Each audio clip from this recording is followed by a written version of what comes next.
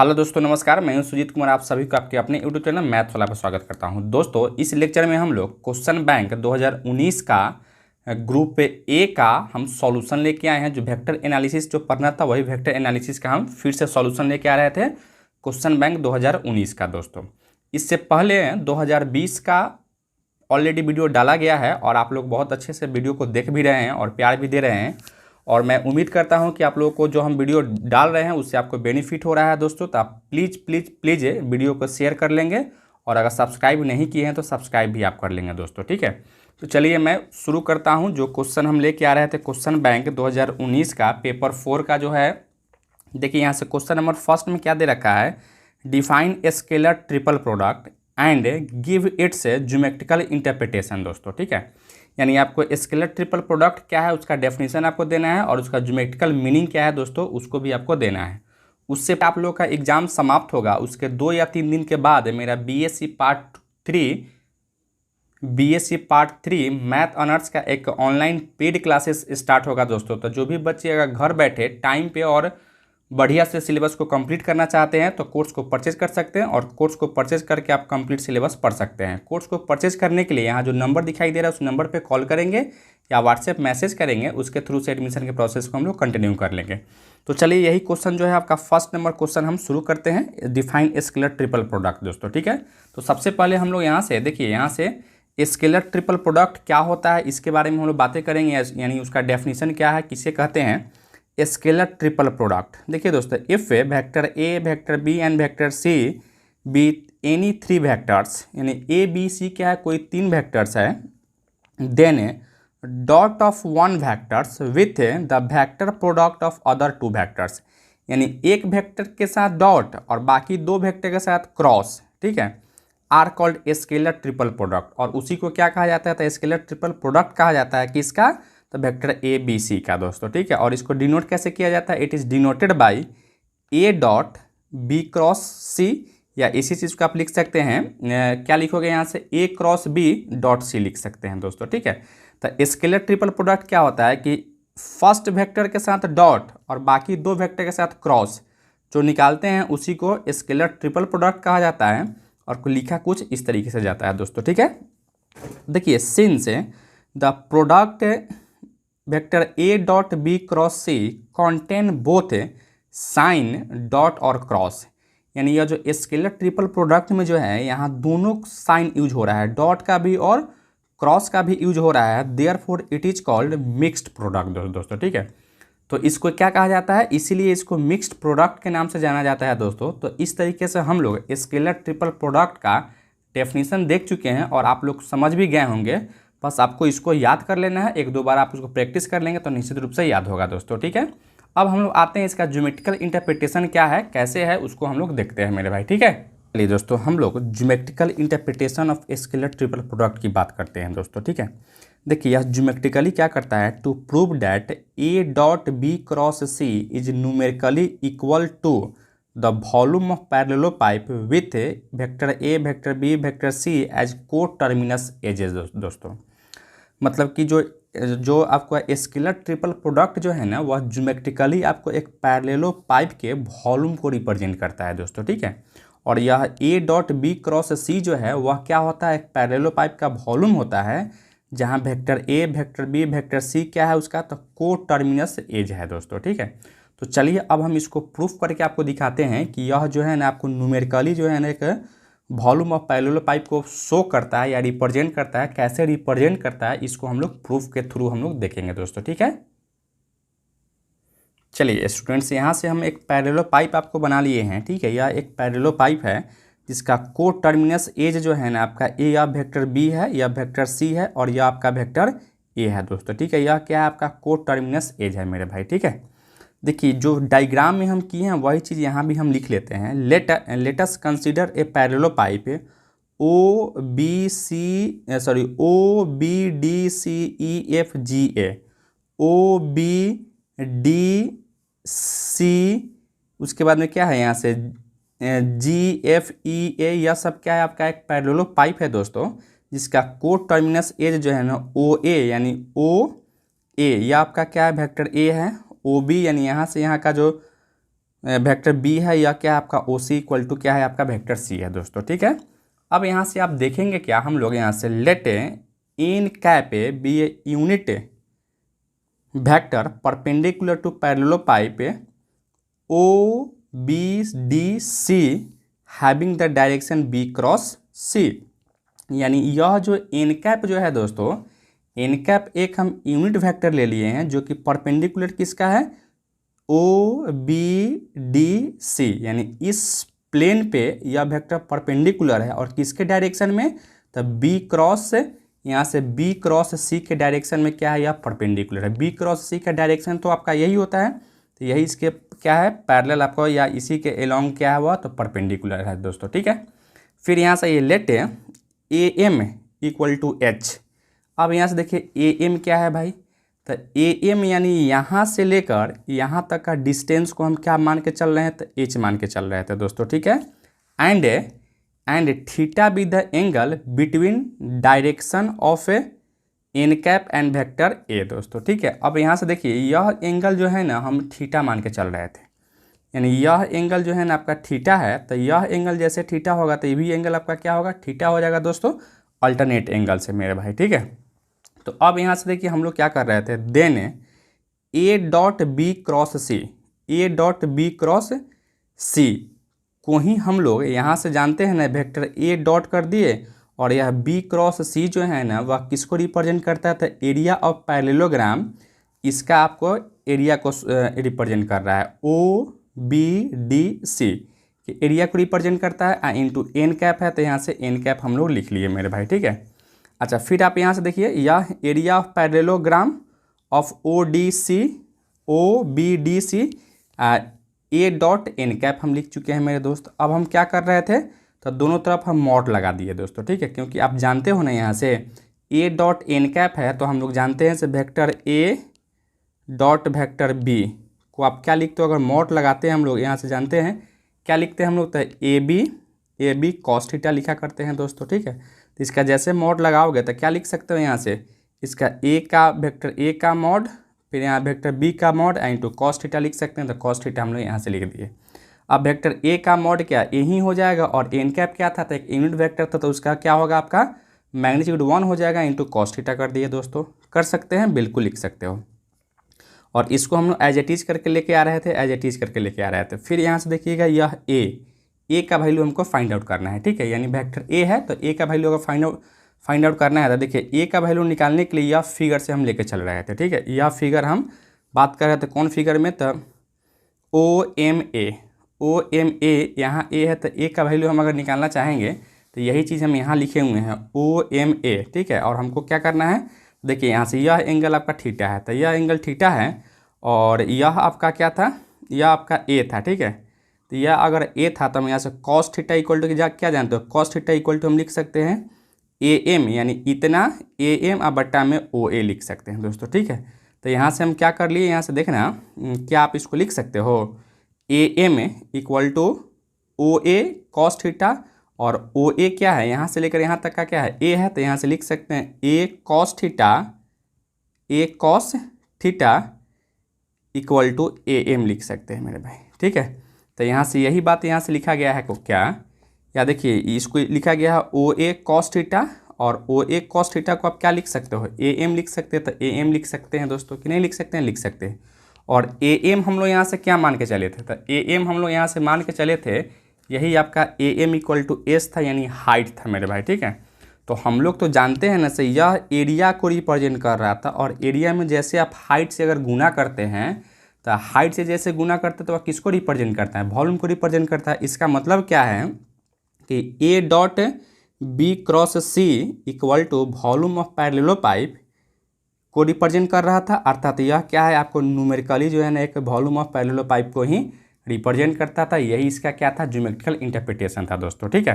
क्योंकि किसी भी अगर फिगर में अगर एरिया में अगर हाइट से हम गुना करते हैं तो वह क्या हो जाता है, तो वॉल्यूम को रिप्रेजेंट करता है। तो यहाँ सब तो आप देख रहे थे क्या है, यह आपका क्या आ रहा था, एरिया ही आ रहा था। एरिया में जैसे हाइट से गुना हुआ, इसका मतलब क्या है, और वॉल्यूम को रिप्रेजेंट कर रहा है। जैसे वॉल्यूम को रिप्रेजेंट करेगा तो यही चीज़ तो हमको प्रूफ करना था कि ए डॉट बी क्रॉस सी जो है ना उसका ज्योमेट्रिकल इंटरप्रिटेशन क्या होता है, तो वह एक पैरेलल पाइप के वॉल्यूम को रिप्रेजेंट करता है मेरे दोस्त। ठीक है, तो किसी को समझने में कोई दिक्कत है मेरे भाई? एनीवन? चलिए आप इसको नोट डाउन कीजिए। चलिए दोस्तों, नेक्स्ट क्वेश्चन में हम लोग आते हैं। नेक्स्ट क्वेश्चन में क्या कहता है, यानी ए का बी में क्या कहता है, establish the identity two vector A equal to vector i cross a cross i. यहाँ दोस्तों सी जो दिया गया है ना वह बाई मिस प्रिंट है, यहाँ आई होगा दोस्तों। ठीक है, a cross i plus vector j cross a cross j plus vector k cross a cross k है दोस्तों। ठीक है, और इसको हमको क्या प्रूफ करना चाहिए, 2a के बराबर होना चाहिए था, जहाँ आई के क्या है तो ऑर्थोगोनल यूनिट वेक्टर है दोस्तों। ठीक है, तो चलिए हम इसको कैसे एस्टैब्लिश करेंगे फॉर्मूला को, इस पे हम लोग बात करते हैं। तो सबसे पहले हम क्या किए हैं, इसका RHS को लेके चले हैं। ठीक है, RHS को लेके चले हैं तो क्या लिख सकते हो यहाँ से, अभी हम लोग जस्ट देखे हैं क्या से, यह क्या है तो स्केलर वेक्टर ट्रिपल प्रोडक्ट है। क्या है, यह एक वेक्टर ट्रिपल प्रोडक्ट है, और वेक्टर ट्रिपल प्रोडक्ट निकालने का फॉर्मूला हम लोग जानते हैं यहाँ से, क्या ए क्रॉस बी क्रॉस सी को क्या लिखते हो, A dot C into vector B minus A dot B into vector C जानते हैं दोस्तों। ठीक है, यानी फर्स्ट और लास्ट के साथ डॉट, फिर माइनस फर्स्ट और सेकंड के साथ डॉट करते हैं दोस्तों। ठीक है, तो वही चीज़ यहाँ हम यूज करने जा रहे थे। क्या लिखोगे, फर्स्ट और लास्ट के साथ dot into vector a minus i dot a into vector i लिख सकते हैं, प्लस है इसी तरीके से हम इस सब को तोड़ दिए दोस्तों। ठीक है, अब यहाँ से आप जानते हो आई डॉट आई क्या हो जाता है तो 1 हो जाता है। आई डॉट आई क्या हो जाता है यहाँ से, आई डॉट आई आपका 1 हो जाता है, तो इसलिए यहाँ से हम 1 इंटू वैक्टर ए यानी वैक्टर ए लिख सकते हैं। फिर यहाँ से आप देखोगे ठीक है, यहाँ से आप देखोगे क्या लिखोगे, इसको एज इट इज कर दिए हैं। फिर यहाँ से यह क्या है भाई 1 हो जाएगा, फिर इसको एज इट इज किया गया है, फिर यहाँ से यह 1 हो जाएगा, फिर इसको एज इट इज कर दिया है दोस्तों। ठीक है, तो इस तरीके से हम लोग वेक्टर ए वेक्टर 3a लिख सकते हो ना। फिर इसको माइनस एज इट इज, फिर इसको माइनस एज इट इज, और इसको माइनस एज इट इज कर दिए मेरे भाई। ठीक है, अच्छा फिर यहाँ से देखिए हम लोग यहाँ से let vector A equal to मान के चल रहे थे a1i plus a2j plus a1i plus a2j plus a3 के हम लेके चल रहे थे। तो क्या आप इसको लिख सकते हो 3a माइनस वेक्टर आई, और या वेक्टर ए के जगह पे इसका वैल्यू यहाँ रखे हैं, और इंटू आई है तो आई। फिर उसी तरह से यहाँ से वेक्टर जे है तो जे, और डॉट ए के जगह पे इतना रखे हैं, इंटू जे है तो जे कर दिया। फिर वही बात यहाँ भी हम लिख के चल रहे थे, यहाँ से माइनस वेक्टर के डॉट ए के जगह पे इतना वैल्यू रखे इंटू के कर दिए दोस्तों। ठीक है, अब जैसे आप इसके साथ डॉट निकालोगे तो क्या लिखोगे, यहाँ से आई डॉट आई 1 हो जाएगा, बाकी सब आई डॉट आई 1 यानी a1 लिख सकते हो, बाकी सब 0, तो a1i यहाँ हो गया। फिर यहाँ से क्या लिखोगे, a2j हो जाएगा, यहाँ से a3k लिख सकते हैं, और इसी को आप क्या लिख सकते हो तो वेक्टर ए हम मान के चले थे, यहाँ में ऊपर में माने हैं दोस्तों वेक्टर ए हो गया। तो इस तरीके से हम लोग vector 3a minus vector A equal to 2a आ गया, और यही हमको क्या करना था तो LHS लाना था, यही हमको फाइनली प्रूफ करना था मेरे भाई। ठीक है, तो चलिए आप इसको नोट डाउन कीजिए। चलिए एक और नेक्स्ट क्वेश्चन में आते हैं हम लोग, क्वेश्चन नंबर 2 में। क्वेश्चन नंबर 2 में क्या कहता है, define moment of vector about a point and prove that the moment about any point is independent of the choice of the point on the line of action of the force दोस्तों। ठीक है, तो देखिए हम इसको, यह क्या है आपका मोमेंट ऑफ वेक्टर्स का चैप्टर में किसे है, तो चलिए हम इसको प्रूव कर लेते हैं। सबसे पहले यहाँ से आप देखेंगे से क्या हम यहाँ कहना क्या चाहते हैं और क्या हो रहा था दोस्तों।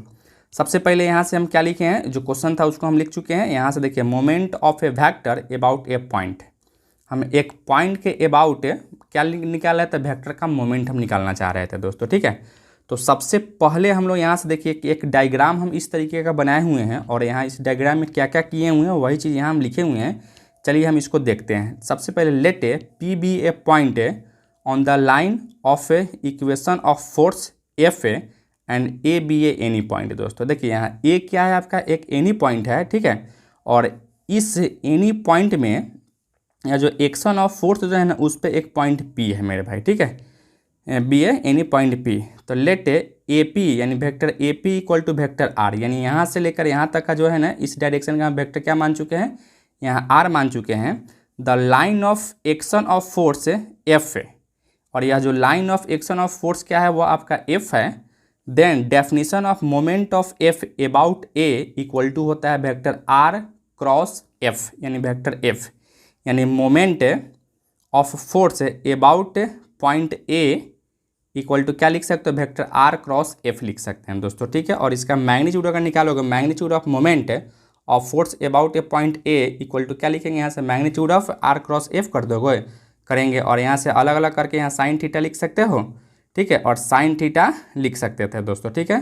तो यहाँ से जैसे हम साइन थीटा लिखे हैं तो आप इसको लिख सकते हैं magnitude of moment of force F about A equal to, देखिए यहाँ से वेक्टर एफ है तो एफ लिख दिए हैं और आर साइन थीटा, ठीक है। यहाँ से देखिए ट्रेंगल ए एन पी, यहाँ से आइए ट्रेंगल ए एन पी में हम क्या निकालना चाह रहे हैं, तो यह एंगल अगर थीटा है तो यह एंगल क्या हो जाएगा आपका, तो 180 माइनस थीटा हो जाएगा दोस्तों, 180 माइनस थीटा हो जाएगा। तो इसी में हम लोग यहाँ से साइन 180 माइनस थीटा लिए हैं इस एंगल के लिए। तो साइन इक्वल टू क्या होता है, पी बटा में एच, तो इसके लिए पी क्या हो जाएगा, ए एन हो जाएगा और एच क्या होगा आपका, ए पी हो जाएगा दोस्तों, ठीक है। तो यही हम लोग यहाँ से लिखे हैं, अर्थात ए एन इक्वल टू क्या लिख सकते हो, ए पी साइन थीटा, ठीक है। और ए पी इक्वल टू क्या है, तो आर है, तो यहाँ आर साइन थीटा के जगह पे आप क्या लिख सकते हो, तो ए एन लिख सकते हैं। तो यही चीज़ यहाँ से लिखा गया है क्या, वेक्टर एफ या force F R sine theta जहाँ पर यहाँ से ए एन लिख दिए हैं दोस्तों, ठीक है। तो यही आपका क्या है, तो moment of a vector about a point है मेरे दोस्तों, ठीक है। अभी इसमें दो पार्ट क्वेश्चन में दिया गया था, तो एक और पार्ट हम यहाँ से लेके आ रहे थे क्या, the moment about A is independent of choice of the point P on the line of action of force F दोस्तों, ठीक है।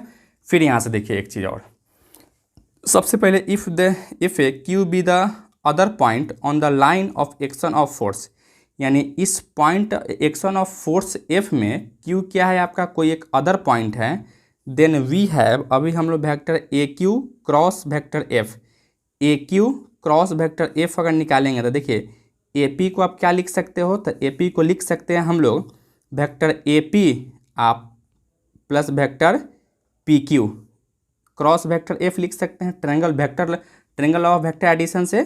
फिर आप यहाँ से देखिए यह A P cross F plus है यहाँ से पी क्यू क्रॉस एफ लिख सकते हैं।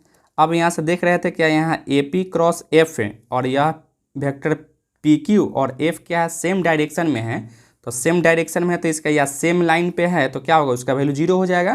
तो यहाँ से हम लोग 0 लिख दिए, अर्थात कह सकते हो यहाँ से ए पी क्रॉस एफ हो गया। यही आपका एक और जो सेकंड पार्ट का जो आंसर था, यही आपका सेकंड पार्ट का भी आंसर हो गया मेरे भाई, ठीक है। उसी तरह से क्वेश्चन नंबर नेक्स्ट में आते हैं, क्वेश्चन नंबर 2 के बी में। क्वेश्चन नंबर 2 के बी में क्या कहता है, the force represented by 5i plus k is acting through the point 9i minus का j plus k, find the vector moment about the point this दोस्तों, ठीक है। अब देखिए इसको हम कैसे सॉल्व करते हैं या कैसे बनाते हैं। क्वेश्चन तो मेरा यही दिया गया है, क्वेश्चन हम यहाँ से यही चीज़ लिखे हैं। देखिए सबसे पहले क्या कर लेते हैं कि यहाँ एक पॉइंट ए है, ठीक है, इस एक पॉइंट ए हम बना लिए हैं और यहाँ एक पॉइंट पी आपका है, जो इसी पॉइंट के अबाउट हमको क्या निकालना है, तो मोमेंट निकालना है। और फोर्स आपको कुछ इस तरीके से यहाँ से लग रहा है, एफ है या फोर्स, ठीक है। एफ की जगह पे आपको यहाँ से दिया गया है, यहाँ से हम लिखे हैं क्वेश्चन के अकॉर्डिंग, एफ में दिया गया आपका क्या 5i प्लस का के और 5i प्लस का के है। और यहाँ से जो है ना ए, यह वेक्टर क्या है, यह आपका पॉइंट ए है और यहाँ कोई पॉइंट मान लेते हैं यह ओरिजिन है आपका ओ है, तो इसको जब ओरिजिन से इसको मिलाओगे और इसको अगर मिलाते हैं तो ए ओ इक्वल टू क्या है, यह वेक्टर आपको इतना दिया गया है और ओ पी यानी यह आपका पॉइंट पी है तो यह आपको इतना दिया गया और यह आपका एफ है दोस्तों, ठीक है। तो सबसे पहले यहाँ से आप देखिए ए पी अगर निकालते हो, यानी यहाँ से यहाँ का ए पी, इसी को तो हम आर कहते हैं, वेक्टर आर कहते हैं, ठीक है। तो यहाँ से ए पी निकालने क्या होगा, ओ पी माइनस ओ ए, और यहाँ से ओ पी का वैल्यू क्या है, यहाँ से यह है 9i माइनस का जे प्लस का के और माइनस ओ ए क्या है आपका, तो ओ ए 3i माइनस जे प्लस के है। यहाँ से इसको सॉल्व किए हैं दोस्तों तो 6i आ गया है, 6i बोले तो 6i प्लस 0 जे प्लस 0 के, और इसी को क्या कहते हैं, वेक्टर आर कहते हैं। तो वेक्टर आर कर दिए। अब हम लोग अभी जस्ट फार्मूला सीखे हैं क्या, moment vector moment about a point क्या होता है, वेक्टर आर क्रॉस एफ होता है, ठीक है। तो आर का वैल्यू क्या है, यहाँ से आर क्रॉस एफ कैसे निकालते हैं, तो डिटर्मिनेंट तरीके से हम लोग निकालते थे, आई जे के कर दिए और यहाँ से देखिए आर का कोफिशिएंट क्या है, तो 6 है, यहाँ 0 है और यहाँ से एफ का क्या है, एफ वेक्टर यहाँ से आपको दे रखा है 5i प्लस का के, तो यहाँ से 5 प्लस 0 प्लस 1 कर दिए। अब इसको जैसे सोल्व किए हैं, सोल्व करने के बाद यहाँ से आर क्रॉस एफ का वैल्यू आपको क्या मिला है, आई माइनस का 6j और यह क्या है, तो आपका 0 है तो इसको 0 लिख दिए हैं दोस्तों, ठीक है। तो यही आपका क्या होगा फाइनली क्वेश्चन नंबर 2 का आंसर हो गया मेरे दोस्त। ठीक है, अब आइए हम लोग क्वेश्चन नंबर 3 में आते हैं। क्वेश्चन नंबर 3 में क्या कहता है, prove that necessary and sufficient condition for the vector function U T to have a constant direction is vector U cross D U है दोस्तों। यह आई जो दिया गया है इसमें थोड़ा सा आप चेंज करेंगे, D U by D T equal to 0 vector आपको दिया गया है दोस्तों। ठीक है, यह मिस प्रिंटिंग है, तो इसको हम लोग आइए इसको देखते हैं, इसको कैसे हम लोग करेंगे दोस्तों। तो यहाँ से हम लोग देखना चाह रहे थे, यही आपको क्वेश्चन दिया गया था, यह हम लिख चुके हैं दोस्तों। ठीक है, सबसे पहले आपको क्या करना है, यहाँ से let vector G T be a unit vector in the direction of vector U T, यानी वेक्टर यू टी के डायरेक्शन में एक दूसरा वेक्टर हम जी टी मानने हैं दोस्तों। ठीक है, अर्थात अगर इसी के डायरेक्शन में, अर्थात magnitude of U T equal to क्या लिखोगे, यहाँ से यू टी लिख सकते हैं। और यहाँ से देखिए then U T equal to क्या लिख सकते हो, यहाँ से देखना U T into vector G T, अर्थात इसी चीज़ को दोनों में से टी अगर हटाओगे तो यहाँ से vector U equal to U vector G लिख सकते हैं। फिर यहाँ से आप डिफ्रेंशिएशन कर दीजिए, दोनों को हम एक्स के टी के रिस्पेक्ट में डिफ्रेंशिएट किए हैं, तो क्या लिख सकते हो, टी के रिस्पेक्ट में डिफ्रेंशिएट करने के बाद में vector D U by D T equal to U into भी करोगे, यू को बाहर करो तो जी का डिफ्रेंशिएशन करेंगे, और इस बार हम क्या करेंगे, यू का डिफ्रेंशिएशन करेंगे तो जी को बाहर करेंगे दोस्तों। ठीक है, अब एक चीज़ यहाँ से देखिए, now you cross D U by D T, D U by D T, देखिए वेक्टर यू के जगह पर यहाँ हम माने हुए थे, यहाँ है तो इसको वैल्यू लिख दिए, क्रॉस है तो क्रॉस, और D U by D T का वैल्यू हम यहाँ से रख रहे थे दोस्तों। ठीक है, लेकिन अब हम लोग यहाँ जानते हैं वेक्टर जी क्रॉस जी का वैल्यू क्या होता है, 0 हो जाता है। तो अब देखिए इसके साथ आप क्रॉस निकालिए, तो सबसे पहले क्या लिखोगे, यहाँ से यू, इसको लिख सकते हो ना, इसको क्या लिखोगे, यहाँ से इसको लिख सकते हो आप, क्या देखना यहाँ से इसका वैल्यू हम निकालना चाह रहे हैं, तो इसका वैल्यू निकालना चाहते हैं तो यू में यू से गुना करना यू स्क्वायर, और यहाँ क्या लिखोगे, g cross vector d ji by D t लिख सकते हैं, और इसमें इससे क्रॉस कर जी क्रॉस जी क्या होगा, 0 हो जाएगा, अर्थात यह वाला टर्म को आपको हटा दिया गया है, इसको इक्वेशन 1 कर दिए। ठीक है, अर्थात इक्वेशन 1 में हम लोग क्या सीखे हैं, तो सीखे यही है, vector U cross D U by D T equal to U square vector G cross D ji by D T होता है, इक्वेशन 1 कर दिए। अब आइए हम लोग इसको प्रूव करते हैं। सबसे पहले नेसेसरी कंडीशन, तो नेसेसरी कंडीशन में क्या था, let the direction of vector U T be a constant, यानी इसका जो डायरेक्शन जो है ना वह कॉन्स्टेंट होना चाहिए था। Then vector G T equal to constant, और इसके डायरेक्शन में हम क्या वेक्टर माने थे, तो वेक्टर जी टी ही यहाँ से माने थे शुरू में, यहाँ से तो यही क्या लिख रहे हैं, यहाँ से G T equal to constant होना चाहिए था दोस्तों। ठीक है, अब चलिए इसको अगर हम टी के रिस्पेक्ट में डिफ्रेंशिएट करते हैं तो जी टी क्या है, कॉन्स्टेंट वेक्टर है, तो उसका डिफ्रेंशिएशन आप 0 लिख सकते हो। फिर आइए इक्वेशन 1 से, इक्वेशन 1 में क्या था, इक्वेशन 1 में था इक्वेशन 1 में था vector U cross D U by D T equal to क्या था, यहाँ से देखिए D ji by D T था, तो इसका वैल्यू तो 0 आ गया था, इसको जैसे 0 को तो यह सब क्या होगा आपका 0 हो जाएगा, अर्थात यहाँ कह सकते हैं यह 0 आ गया, और यही तो हमको प्रूफ करना था, यही इसका सफिशिएंट कंडीशन था, तो यही आपका प्रूफ, यानी इसका मतलब यही नेसेसरी कंडीशन था, तो यही आपका क्या है, this prove the necessary condition, यानी यह जो है नेसेसरी कंडीशन आपका प्रूफ हो गया। अब आइए हम लोग सफिशिएंट कंडीशन में क्या करते हैं, इसका जस्ट उल्टा करते हैं, यानी इस चीज़ को आप लेके चलते हो और यह प्रूफ कर देंगे से जी क्या था, आपका कांस्टेंट वेक्टर था दोस्तों। ठीक है, तो यह चीज़ को हमने यहाँ से लेके चले। ठीक है, और फिर आप यहाँ से क्या कर रहे हो, इसका वैल्यू हम लोग यहाँ से रख रहे थे इक्वेशन फर्स्ट से, यहाँ इसका वैल्यू था ना यहाँ से, तो इसका वैल्यू हम यहाँ रख रहे थे, यही चीज़ यहाँ हम लिखे हैं इक्वल टू वेक्टर 0 कर दिया फ्रॉम इक्वेशन 1 से है, और इसको इक्वेशन 2 मान लिए हैं। अब यहाँ से देखिए since vector G T is a constant magnitude as it is a unit vector, मतलब इसका जो है ना मैग्नीट्यूड क्या है, तो वह कॉन्स्टेंट है। ठीक है, इसलिए इसको हम यूनिट वेक्टर कह रहे थे, और यूनिट वेक्टर जैसे हम निकालते हैं इसका मतलब क्या है, इसका मतलब यही है से vector G dot D ji by D T equal to 0 हो जाएगा, इसको इक्वेशन हम थर्ड मान लिए दोस्तों। अब इक्वेशन सेकेंड और थर्ड से हम देख रहे थे, दोनों में अगर कंपेयर करेंगे तो यहाँ से हमको पाएंगे क्या से D ji by D T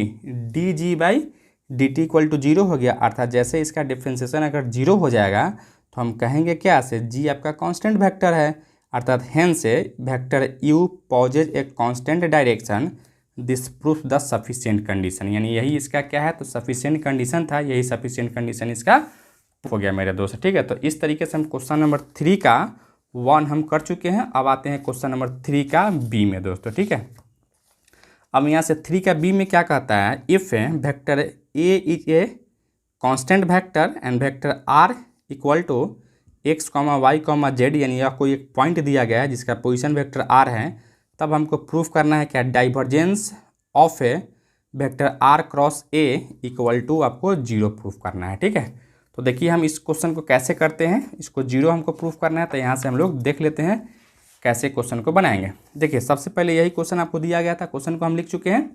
अब हम लोग यहाँ से देख पा रहे थे क्या, गिवन में आपको यहाँ एक आर क्या है, तो एक एक्स वाई जेड का पोजीशन वेक्टर दिया गया था। यहाँ से इसका पोजीशन वेक्टर निकाल लिए हैं, एक्स आई प्लस वाई जे प्लस जेड के मान लिए हैं।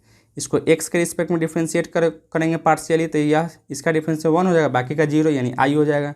इसका वाई के रिस्पेक्ट में करेंगे पार्शियली, तो इसका 1 इंटू जे यानी जे हो जाएगा, बाकी 0। और यहाँ से के हो जाएगा, इसका 1 हो जाएगा तो 1 इंटू के यानी के होगा, बाकी सब 0 हो जाएगा, पार्शियली इसको डिफ्रेंशिएट कर दिए हैं दोस्तों। ठीक है, इसी तरह से यहाँ से क्या था, since a is a constant vector, a आपका कांस्टेंट वेक्टर था, इसका मतलब सबका डिफ्रेंशिएशन करेंगे एक्स के वाई और जेड के रिस्पेक्ट में पार्शियली, तो सबका वैल्यू क्या आने वाला है, 0 आने वाला है, क्योंकि ए क्या है, कांस्टेंट वेक्टर है। अब जो हमको प्रूफ करना था divergence of vector are cross A, LHS हम ले चुके हैं। एलएचएस में यहाँ से डाइवर्जेंस का मतलब क्या होता है, यहाँ से nabla dot vector are cross a. अब यहाँ से देखिए इसको सबको यहाँ से नेवला का वैल्यू हम लोग जानते हैं ना, यहाँ से नेवला का वैल्यू हम लोग यहाँ से जानते हैं, नेवला ऑपरेटर होता है। और यहाँ नेवला का वैल्यू क्या होता है, तो i del by del x plus का vector j del by del y plus का vector k del by del z होता है दोस्तों। ठीक है, तो यही चीज़ हम यहाँ से लिख रहे थे, इसका वैल्यू सबका रखे हैं और इसको हम एक स्टेप को बचाए हैं। यहाँ से इसको डायरेक्ट इस सब में डिस्ट्रीब्यूट कर दिया, यहाँ डॉट है तो डॉट लग गया सब में, यह भी आपका डॉट है, यह भी आपका डॉट है। ठीक है, और इसको एज इट इज कर दिए हैं। फिर इसको अंदर लेके गए हैं, अंदर आप करोगे तो क्या करोगे, यू क्रॉस भी का, ये यू क्रॉस भी का हम लोग जानते हैं डिफ्रेंशिएशन, तो इसको आई डॉट है, इसको रखे हैं। देखिए यहाँ से यह वेक्टर ए तो कांस्टेंट है, तो इसका डिफ्रेंशिएशन किए हैं, यानी del R by del X cross A as it is कर दिए हैं, क्योंकि ए तो कांस्टेंट था, बाहर निकाल चुके हैं। उसी तरह सम में यही प्रोसेस को हम किए हैं। अब जैसे यह चीज़ जो देख रहे थे, इस चीज़ को आप क्या लिखोगे, यहाँ से vector I dot del R by del X का वैल्यू यहाँ से देखिए आई था। ठीक है, यानी आर को अगर एक्स के रिस्पेक्ट में पार्शियली डिफ्रेंशिएट कर रहे थे तो यह आई था वैल्यू, तो यहाँ से हमने आई कर दिया।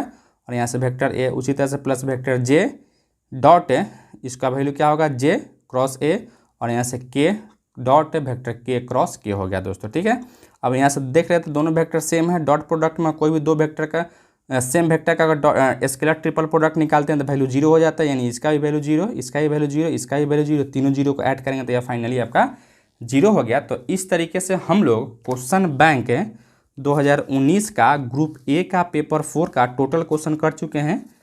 क्या क्वेश्चन था इसमें, 3 क्वेश्चन था, यानी 1 से लेकर 3 तक कर चुके हैं दोस्तों। जस्ट ही हम इसके बाद आपको ग्रुप बी का सॉल्यूशन लेके आने वाले हैं। ग्रुप बी में जो डिफरेंशियल इक्वेशन जो है इसका सॉल्यूशन हम लेके आने वाले थे दोस्तों। ठीक है, तो यह लेक्चर आपको कैसा लगा आप कमेंट करके जरूर बताइएगा। चैनल पे नए हैं तो चैनल को सब्सक्राइब कर लीजिएगा, वीडियो सबसे पहले देखने के लिए बेल आइकन को भी प्रेस कर लीजिएगा। और एक और नोटिफिकेशन है कि जैसे आप लोग का एग्ज़ाम समाप्त होगा उसके 2 या 3 दिन बाद मेरा पार्ट 3 का एक न्यू बैच स्टार्ट होगा ऑनलाइन, और वहाँ आप घर बैठे कंप्लीट सिलेबस पढ़ सकते हैं अच्छे से और टाइम पे। तो कोर्स को परचेज करने के लिए यहाँ जो नंबर दिखाई दे रहा है उस नंबर पे कॉल करके या व्हाट्सएप मैसेज करके एडमिशन के प्रोसेस को कंटिन्यू कर लेंगे। Thank you so much for watching this.